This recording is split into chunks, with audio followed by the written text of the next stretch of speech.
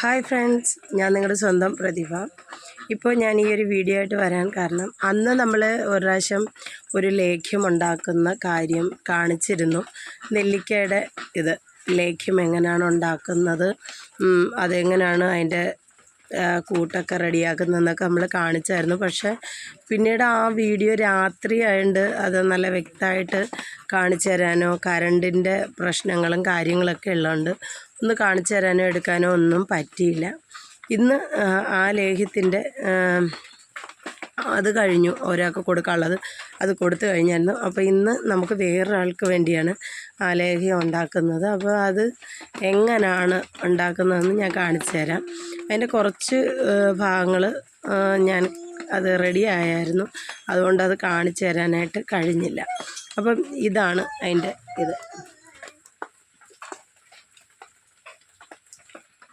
കണ്ടല്ലോ, നെല്ലിക്ക പിന്നെ കരിപ്പട്ടിയാണ്, ശർക്കരയല്ല ഇടേണ്ടത്.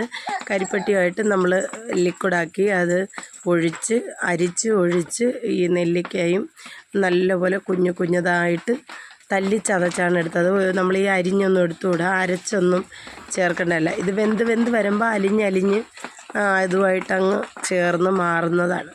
അല്ലാതെ നമ്മളിങ്ങനെ എടുക്കാൻ പാടില്ല. അരച്ചൊക്കെ അല്ലെങ്കിൽ നമ്മൾ ഈ അമ്മിക്കല്ലിൽ വെച്ച് അരച്ചെടുക്കണം. അതിനായിട്ടുള്ള അമ്മിക്കല്ലായിരിക്കണം, എങ്കിൽ മാത്രമേ അതെടുക്കാൻ പാടുള്ളൂ, അല്ലാതെ നമ്മൾ എടുക്കാൻ പാടില്ല.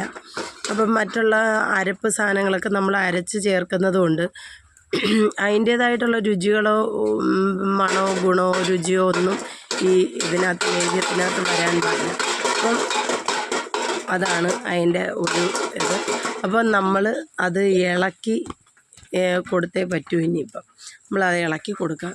അത് കുറേശ്ശെ ഒരിച്ചിരി പണിയായതൊക്കെ നമ്മൾ മറ്റേ ഉള്ളതുപോലല്ല, ഇച്ചിരി നേരത്തെ പണിപ്പാട് പെട്ടെങ്കിൽ ഇത് ലേഖ്യമാക്കി നമുക്ക് എടുക്കാനും മറ്റുള്ളവർക്കാണെങ്കിൽ കൊടുക്കാനും ഒക്കെ പറ്റും. അതിച്ചിരി ബുദ്ധിമുട്ട് തന്നെയാണ്. അത് നമ്മൾ വിചാരിക്കുന്ന പോലെ പിടി എന്നും പറഞ്ഞൊക്കെ ഉണ്ടാക്കിയെടുത്ത് കൊടുക്കാൻ പറ്റത്തില്ല.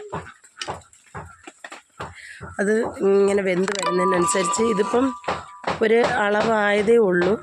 ഇനി ഇത് നല്ലപോലെ വെന്ത് ഇത് റെഡിയായി ആ ലേഹ്യം കറക്റ്റ് ലെവലിലെത്തുമ്പോൾ കൈ ഇളക്കാനേ പാടില്ല. ഇതിന് കൈ ഇളക്കാതെ ഇങ്ങനെ ഇളക്കി കൊടുത്തുകൊണ്ടിരിക്കണം, ഇല്ലെങ്കിൽ അത് നമുക്ക് പ്രശ്നമാവും.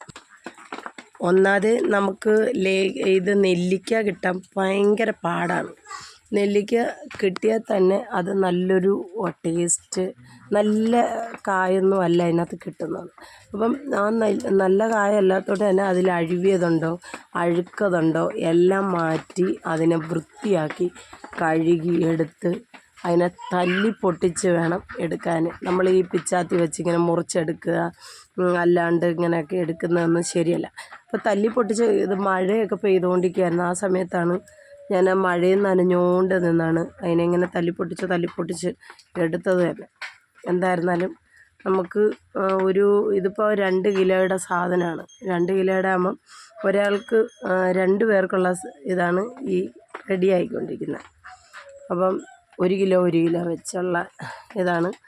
നമുക്ക് അത്രയും ഇത് വരത്തില്ല, എല്ലാം കൂടെയൊക്കെ ചേർന്ന് വരുമ്പോൾ 2 കിലോയ്ക്ക് മേളിലുണ്ടാവും. എങ്കിലും ഒരു പ്രസവിച്ചിറങ്ങുന്നൊരു പെണ്ണിനും ഒരു പ്രായമുള്ള ഒരാൾക്കും കൂടെ ഉള്ളതാണ് ഈ നെല്ലിക്ക ലേഹ്യം. അപ്പം ഉണ്ടാക്കി കൊടുക്കാൻ പറഞ്ഞിട്ട് 3-4 ദിവസമായി. അപ്പോൾ ഇന്ന് അത് എന്തായിരുന്നാലും അതിനങ്ങ് റെഡിയാക്കാമെന്ന് കരുതി. നമുക്ക് ഈ എടുപിടി ഉണ്ടാക്കുമെന്ന് പറയുമ്പോഴേ ഉണ്ടാക്കിയെടുത്ത് കൊടുക്കാൻ പറ്റത്തില്ല. കാരണം ഒന്ന് ഈ സാധനങ്ങൾ മേടിച്ചുകൊണ്ട് വരുന്ന പാട്, ഇത് നല്ല സാധനം കിട്ടിയെങ്കിൽ ഈ കരിപ്പൊട്ടിയും നെയ്യ് കാര്യങ്ങൾ അതിന് ചേർക്കേണ്ട മറ്റുള്ള സാധനങ്ങളൊക്കെ കിട്ടാൻ വലിയ പാടില്ല. പലചരക്ക് കടയിൽ ചെന്നാൽ കിട്ടും. പക്ഷേ ഇതിന് വേണ്ടുന്ന മെയിൻ സാധനം നെല്ലിക്ക കിട്ടാൻ ഭയങ്കര പാടാണ്. ഞാനാണെങ്കിൽ നെല്ലിക്ക കിട്ടുന്ന സമയത്ത് അരിഞ്ഞ് ഉണക്കിയെടുത്തങ്ങ് വെക്കും.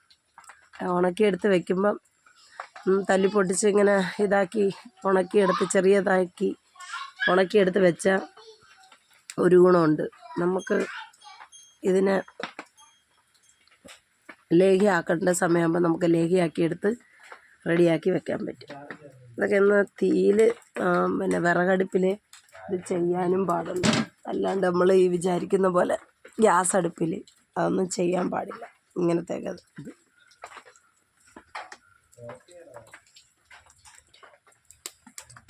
എത്ര നേരം ഇത് ഇങ്ങനെ പോകണ്ട ശരിയാവുമെന്നറിയാം.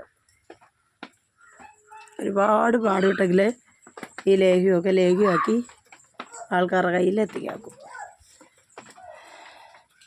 എന്നാൽ തന്നെ ഒരു ദിവസം താമസിച്ചു പോയ ഭയങ്കര പിന്നെ ഇത് തണുക്കണം. തണുത്തെങ്കിലേ പാക്ക് ചെയ്യാനൊക്കെ. പാക്ക് ചെയ്ത് ഇല്ല അങ്ങനെ അല്ലാണ്ട് പാക്ക് ചെയ്ത് കഴിഞ്ഞാൽ വേണമെങ്കിൽ നമുക്ക് ഈ ചൂടോടുകൂടി അങ്ങ് പാക്ക് ചെയ്യാം. പക്ഷെ അതിൻ്റെ വേർപ്പ് തുള്ളികൾ അതിനകത്ത് ഇറങ്ങിയിട്ട് പിന്നെ അത് വിചാരിക്കുന്ന ദിവസം വരെ ഇരുന്നെന്ന് വരത്തില്ല. അപ്പം അങ്ങനെയൊക്കെയുള്ള പ്രശ്നം വരും. കാക്കയോ അങ്ങനെ എൻ്റെ പൊന്നാര പൊണ്ണ് വന്നിട്ട് കാക്കേ പാടുക. ആകെ അറിയാവുന്ന 2 പാട്ടിൽ ഒരു പാട്ട് കാക്ക ചേച്ചിയല്ല, കാക്കച്ചി. ടാറ്റാ ഒരു മോട് ഉമ്മ. എല്ലാവർക്കും ഉമ്മ ചക്കര മോട്. ഒരു പ്ലെയിൻ കിസ് കൊടുത്താട്ടെ എല്ലാവർക്കും. എല്ലാവരും മേടിച്ചോണേ. ആർക്കും കിട്ടിയില്ലെന്ന് പരാതിയൊന്നും പറഞ്ഞില്ല. അമ്മയ്ക്ക് കൊടുമച്ച, അമ്മയ്ക്ക് കൊടുമച്ച. അമ്മയുടെ സ്വർണ്ണമ്മ അങ്ങ് പോയാട്ടെ, കണ്ണെല്ലാം എരിയും കേട്ടോ. ചേട്ടാ എന്തേ? പതുക്കെ അവിടെ നിന്നോട്ടെ. അതൊക്കെയാണ് കാര്യം. ഇനി കൊണ്ടുവാ. ഇതിപ്പം കുറുകി ഈ ഒരു പരുവത്തിലെത്തിയിട്ടുണ്ട്. അപ്പം നമ്മൾ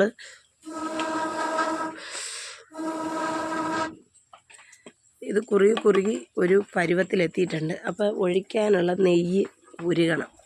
നമ്മൾ മേടിക്കുന്നതെന്ന് പറയുന്നത് മറ്റുള്ള നെയ്യ് മേടിക്കത്തില്ല, അമൂലിൻ്റെ നെയ്യ് മാത്രമേ മേടിക്കത്തുള്ളൂ. മറ്റേലൊക്കെ അല്ലാണ്ട് നെയ്യ് അത്ര ശരിയല്ല എന്ന് പറയുന്നുണ്ട്. നമ്മൾ ഈ പൂജയ്ക്കൊക്കെ ഉപയോഗിക്കുന്ന നല്ല ശുദ്ധമായ നെയ്യ് അമൂലിൻ്റെ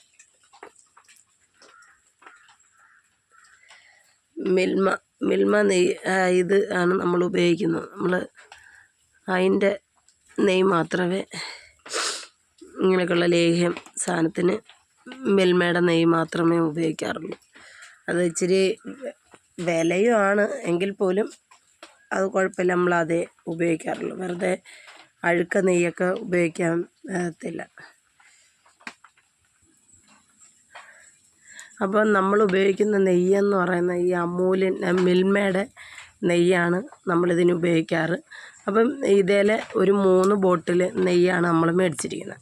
വലിയ നെയ്യ് മേടിക്കണമെന്ന് കരുതി കിട്ടിയില്ല. അപ്പോൾ ഇതേലെ തന്നെ ഇത് വന്നിട്ട് നമ്മൾ മേടിച്ച് ഇതിപ്പോൾ ഉരുകാനായിട്ട് ഈ അടുപ്പിൻ്റെ സൈഡിൽ തന്നെ ഇങ്ങനെ വെച്ച് കൊടുത്തു കഴിഞ്ഞാൽ അതങ്ങ് ഉരുകി ശരിയാവും. അപ്പം നമ്മുടെ ഈ സാധനം ഇപ്പോൾ കണ്ടു കഴിഞ്ഞാൽ ഉണ്ടല്ലോ അലുവയാണെന്ന് തോന്നും. അതുപോലെ ഉണ്ടാവും. കണ്ട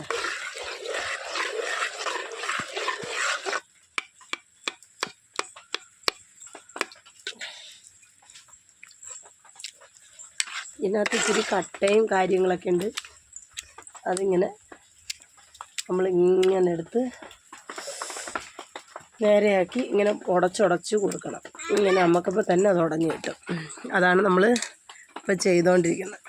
കണ്ണൊക്കെ എരിഞ്ഞിട്ട് എത്ര നേരം പോകണ്ട ഇത് നേരെയായി കിട്ടുമെന്നറിയാമോ. ഇത് നമുക്ക് അതിങ്ങനെ തിക്കായിട്ട് കിട്ടണം. ഇങ്ങനെ കുഴന്നിരുന്നിട്ട് കാര്യമില്ല. ഇങ്ങനെ കോരി ഇങ്ങനെ എടുത്ത് കഴിക്കാൻ പറ്റുന്ന പരുവത്തിൽ കട്ടിയായി കിട്ടണം. അപ്പോൾ ഇനി നെയ്യ് നമുക്ക് ഒഴിച്ചു കൊടുക്കാം. 1 ബോട്ടിൽ നെയ്യ് നമ്മൾ ഒഴിച്ചിട്ടുണ്ട്. അപ്പോൾ അത് ബാലൻസ് ആ കുപ്പിയിലൊക്കെ പറ്റിയിരിക്കുന്നത് ഉരുകട്ടെ. എന്നിട്ട് ഈ നെയ്യ് ഇതിനകത്ത് ചേർക്കണം. അപ്പോൾ ആദ്യത്തെ ഘട്ടം കഴിയും. ഇത് നെയ്യുമായിട്ട് അങ്ങോട്ട് ജോയിൻ്റ് ആവട്ടെ. നെയ്യുമായിട്ട് അങ്ങോട്ട് ചേർന്ന് നെയ്യുടെ വാസം എല്ലാം കൂടെ ചേർന്ന്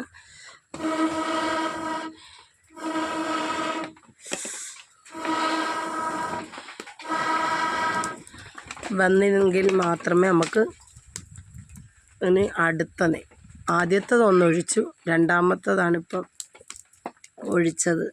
അപ്പം അതും അതിലുമായിട്ട് ചേർന്ന് അത് ഉരുകി ഇതുമായിട്ട് ചേർന്ന് നല്ല എണ്ണ തെളിഞ്ഞ് നല്ല ഇതായിട്ട് വെളിയിൽ വന്ന് ഇത് കട്ടിയായി കിട്ടണം നമുക്ക്.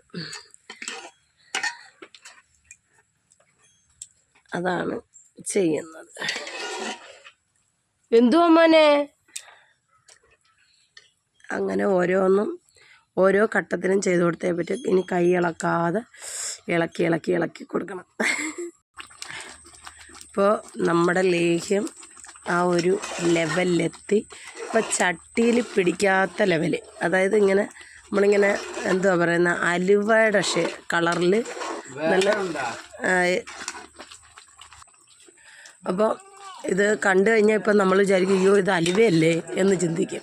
ആ രീതിയിലാണ് ഇതിൻ്റെ ഒരു കളറ് വരിക. അപ്പോൾ നമ്മുടെ ചട്ടിയിൽ ഇങ്ങനെ പിടിക്കാത്ത രീതിയിൽ ഇനി കൈ എടുക്കാനേ പറ്റത്തില്ല. ആ രീതിയിൽ ഇളക്കി കൊടുത്തേ പറ്റൂ. അപ്പം നമ്മൾ ഈ തല്ലി ചതച്ചിടുമ്പോഴത്തേക്ക് ഇത് വെന്ത് വരുമ്പോഴത്തേക്കും ഇതിനകത്ത് ഒരു ഇതെന്ന് പറയുന്നത് കട്ടയായിട്ട് കിടക്കും.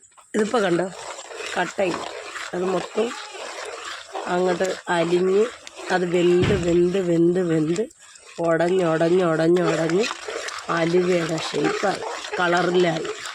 ഇപ്പോൾ കണ്ടു കഴിഞ്ഞാൽ അലുവയാണെന്നേ വിശ്വസിക്കും ആൾക്കാർ. അതേപോലെ ആയി.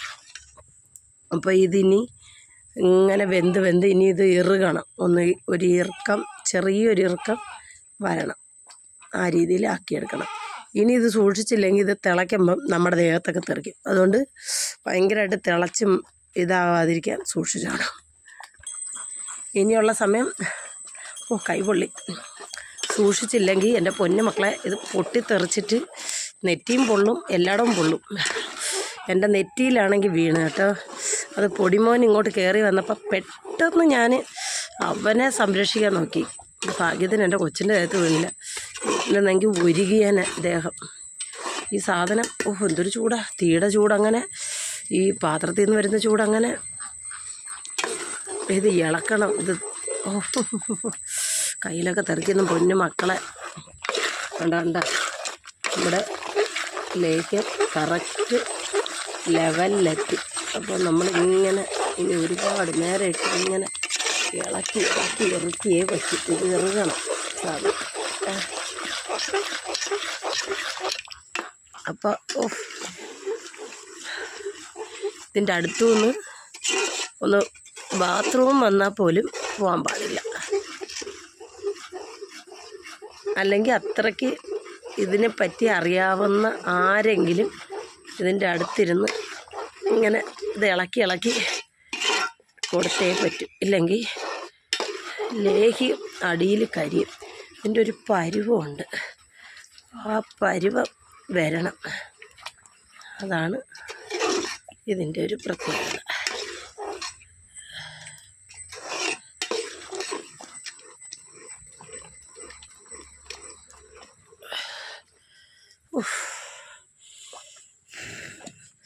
കൈ പൊള്ളിയിട്ട് വയ്യ. നമ്മൾ ഈ അലുവയൊക്കെ കിണ്ടുമ്പോഴാണെങ്കിൽ ഇങ്ങനെയല്ലേ, നമ്മൾ സൂക്ഷിച്ച് കിണ്ടിയില്ലെങ്കിൽ കയ്യും പോവും, ദേഹവും പൊള്ളും, ഭയങ്കര പാടായിരിക്കും. നമ്മൾ ഇതിൻ്റെ ചുവട്ടിൽ 2-2.5 മണിക്കൂർ മെനക്കെട്ട് 2-3 മണിക്കൂർ മെനക്കെട്ടിരുന്നെങ്കിൽ മാത്രമേ ഈ സാധനം നമുക്ക് ലേഹ്യമാക്കി കിട്ടും. ഇത്രയും പാടാണ് ഈ സാധനം ഉണ്ടാക്കാൻ. എന്നാൽ ഓരോരുത്തരും വിചാരിക്കും ഇതങ്ങ് ഈസിയാണ് സംഭവം ഉണ്ടാക്കുന്നത് വിചാരിക്കും. അപ്പോൾ ഫ്രണ്ട്സ്, അപ്പോൾ നമ്മുടെ ലേഹ്യം പൂർത്തിയായി. അപ്പോൾ അതിൽ എണ്ണ തെളിഞ്ഞ് വരണം. മുകളിലിങ്ങനെ നമ്മൾ അതിനകത്ത് ഉപയോഗിച്ചിരിക്കുന്ന എണ്ണ എല്ലാം തനിയെ തെളിഞ്ഞ് വരണം. അപ്പോൾ അതാണ്ട് ഇതുണ്ടോ എണ്ണ തെളിയാൻ തുടങ്ങി. ഇതാണ് അതിൻ്റെ എണ്ണ തനിയെ തിരിഞ്ഞ് വന്നത്. ഇത് കട്ടിയായി എണ്ണ തനിയെ തിരിഞ്ഞ് വന്നു തുടങ്ങിയിട്ടുണ്ട് നമ്മുടെ അലുവയുടെ പരുവം. അപ്പോൾ ഈ എണ്ണ ഇങ്ങനെ തിരിഞ്ഞ് മുകളിൽ വരുന്നുണ്ട്. അതാണ് നമ്മുടെ ഇതിൻ്റെ പരുവം. അപ്പോൾ ഇതുപോലെ വന്നെങ്കിൽ മാത്രമേ നമുക്ക് ഇതൊന്നും ആയിട്ടില്ല. ഇത് ഇപ്പം എണ്ണ തിരിയാൻ തുടങ്ങി. അപ്പോൾ അതിൻ്റെ അർത്ഥം എന്ന് പറയുന്നത് ഇത് റെഡിയായി എന്നാണ് എൻ്റെ അർത്ഥം. അപ്പം ഇതാണ് അതിൻ്റെ ഒരു പരുവം. നമ്മൾ ഇറക്കാറായി. അപ്പം ആവശ്യമുള്ളവർ ഓർഡർ ചെയ്യുകയാണെങ്കിൽ ഞങ്ങളിത് ചെയ്തു തരുന്നതായിരിക്കും. മെയിനായിട്ട് നമ്മൾ ചെയ്യുന്നത് നെല്ലിക്ക ലേഹ്യം, ഒന്ന് തെങ്ങും പൂക്കുലാമൃത്, പിന്നെ പച്ചമരുന്നിൻ്റെ കൂട്ടുമരുന്നുകൾ, പ്രസവ ശുശ്രൂഷയ്ക്കുള്ള മരുന്നുകൾ, ഇതൊക്കെയാണ് നമ്മൾ ഇവിടെ മെയിൻ കാര്യങ്ങളായിട്ട് ചെയ്തു കൊടുക്കുന്നത്. അപ്പോൾ ആവശ്യമുള്ളവർ ഓർഡർ ചെയ്യുകയാണെങ്കിൽ നമ്മളത് ചെയ്ത് അയച്ച് തരുന്നതായിരിക്കും. ഓക്കെ, അപ്പോൾ ബൈ ഫ്രണ്ട്സ്. അപ്പോൾ ഇഷ്ടമായ സബ്സ്ക്രൈബ് ചെയ്യുക, സപ്പോർട്ട് ചെയ്യുക, ലൈക്ക് ചെയ്യുക, ഷെയർ ചെയ്യുക. ബൈ. ഓക്കെ.